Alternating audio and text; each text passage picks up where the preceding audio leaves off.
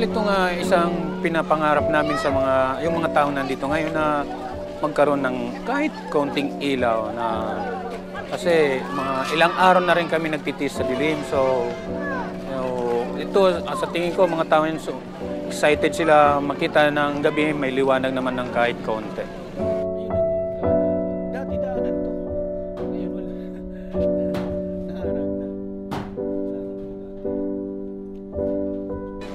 Well, una, hindi ko inisip kung ano man ang naging epekto sa akin ng bagyong yon. Ang ano lang dito, may katungkulan ako, responsibilidad sa barangay dahil ako nga yung barangay chairman dito. So, ang una lang, ang ano ko na lang dyan is tinanggap namin kung anong nangyari at bawat tulong naman, kahit gaano kalaki, gaano kaliit, niyayakap namin.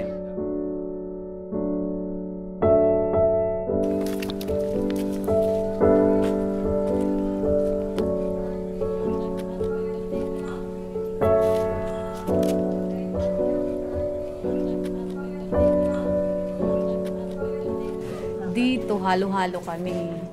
Merong mga taga-ibang barangay, merong taga-ibang barangay at meron ding hindi taga-barangay namin na nakahalo dito sa amin. Kasi kung may ilaw, maliwanag lahat. Ito may posibilidad kasi may mga bata nga. Pag natumba yan na walang makakita, pwedeng magkasunog. Ayun, yun din ang nakakatakot dito. Pag may kandila na nakalimutang patayin kung ano na, pwede rin yung mag-cause ng sunog.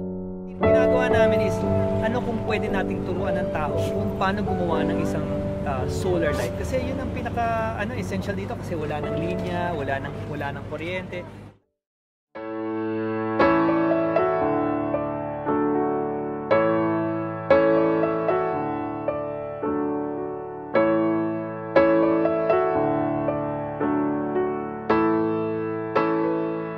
Ito ay malaking tulong sa amin, lalo na sa akin dahil nagsusulat ako gabi-gabi, wala namang kuryente. Hinahandwritten ko na lahat ng ginagawa ko handwritten. So malaking tulong to sa amin. Sa aming lahat, hindi lang sa akin. Lalo na sa may mga anak na maliliit.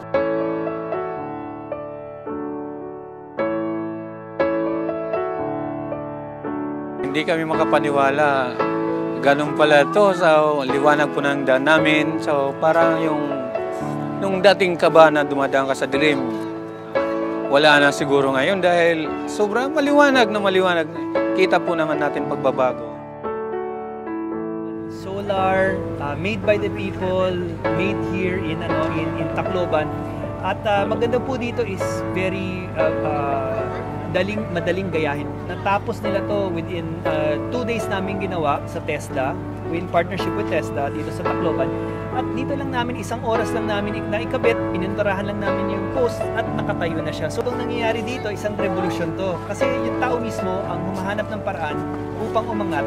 Tapos ginagamit pa itong tipong technology.